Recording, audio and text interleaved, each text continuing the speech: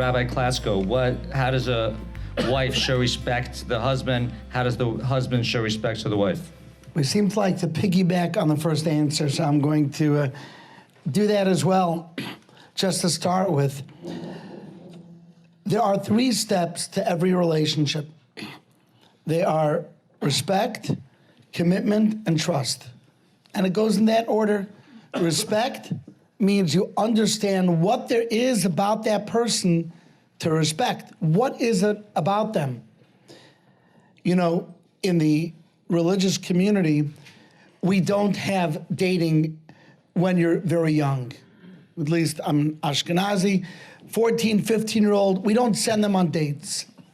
And the reason that we don't is because step number 1, respect, to understand what there is to value, is always skipped over in puppy love. Puppy love starts right away with, oh, I love you. Why? Because you're cute. But what is it about you that I love? What is it about you to be respected? It starts with understanding the shavius, the worth of the individual. If Albert Einstein's wife says, I don't know, math, schmath, science, schmeins, I don't know what that is, but I love your hair, right? That doesn't go. If you're married to Albert Einstein, you have to know you're married to a great physicist. If you want to see it in the parsha, it's a very beautiful thing. We are in a relationship with Hashem. And every time we speak about our relationship with Hashem, there are these 3 steps in that order. Respect, then commitment, and then trust.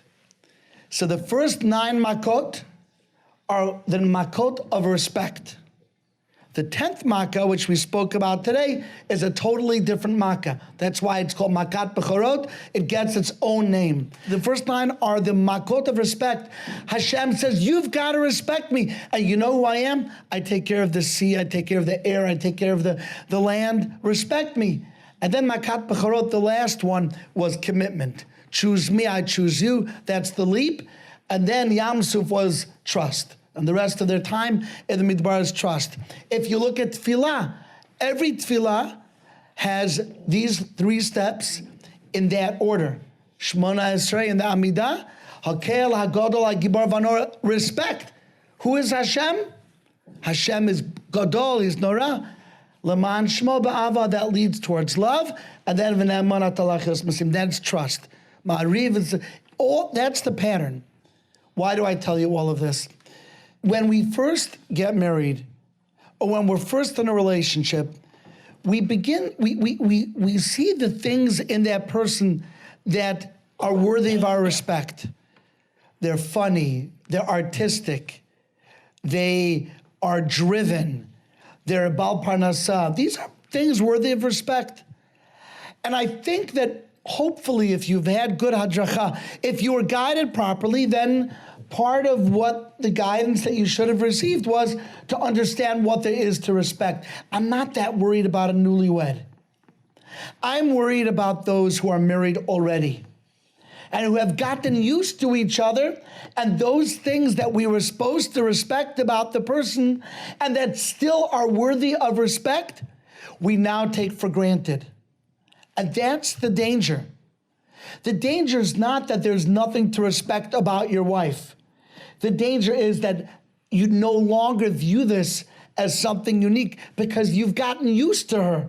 You know she's clever. You know she's smart. You know he's good at business. You know he's kovei itim laTorah. You get used to it. And when you lose the respect, you forget, why is it that I invested in the first place?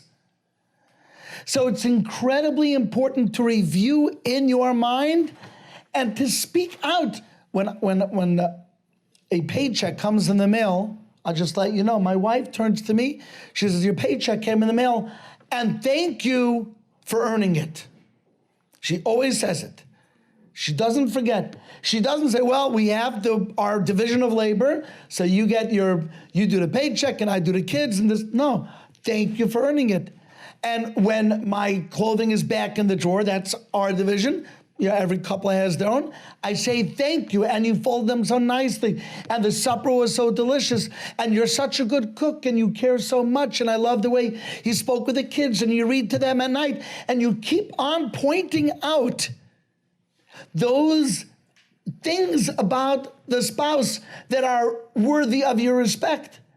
And 10 years later, and 20 and 30 and 40 and 50, you're still pointing them out, and you're pointing them out to make them feel good, but also for yourself to remind you that this person is unique, and they're special, and they're worthy of your respect. The danger is that we forget, not that we don't know, but we start taking for granted. You know, I have the privilege of teaching a Shalom Bayis class once a week and learning with many chatanim, chasans. And one of the things I have the men do, and this is a good idea for the ladies also, is I have them write out 10 to 15 things that they really respect and admire about their wife, and then email it to them or send it to them or give them a little card. Now, you know, this always produced the most amazing results. And in the beginning, the husband was like, oh, I already told her like a couple of years ago, like, do I have to say it again? And the answer is yes. The more we say this, like Rabbi Klatzko is saying, the more it cultivates it. It's such a beautiful thing. When we have couple Shabbatons over, I usually start off saying, what do you respect or admire about the person, about your spouse? And a lot of times I see the look in their face, like they never heard this before. And it's so beautiful. We don't tell our spouse enough what we love and we admire about them.